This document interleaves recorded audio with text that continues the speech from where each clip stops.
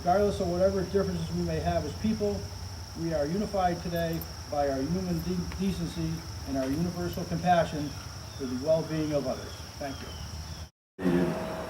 Emergency responders who are always ready to help Newtown citizens and their visitors within our borders. In addition, they provide mutual aid to all of our neighboring communities. And behind me are representatives from each of those emergency departments. Today certainly is a kind of a bittersweet day. 10 years later, as much as we have tried to recover, the pain is still very evident. And as we look at that place in New York, we look at the Pentagon, as we look at Pennsylvania where shrines are being constructed, it still doesn't take away the pain and the hurt that we feel as American citizens to be so violated for the principles in which we believe and the principles that made our country who we are.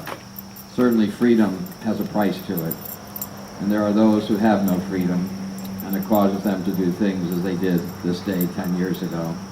As far as memories of a particular victim, there was a young woman in our work site, a Navy lieutenant, who had just finished her tour of active duty. And even though she was a JAG officer, she had decided not to continue the practice of law. She was a nationally ranked collegiate gymnast, and she took a job coaching at a West Coast university. And the morning of the attack, we received an email in our workstation, subject matter, new job, new coast, new life. She was one of the victims who perished in the plane that hit the Pentagon.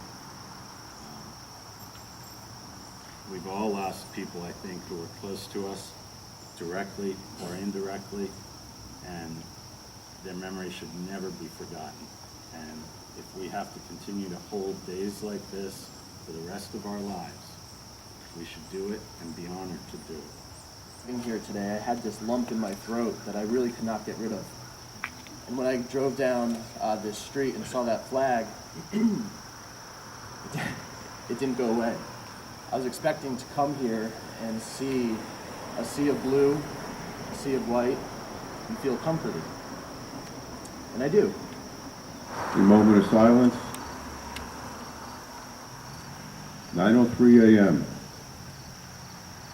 United Airlines Flight 175 hits the World Trade Center South Tower.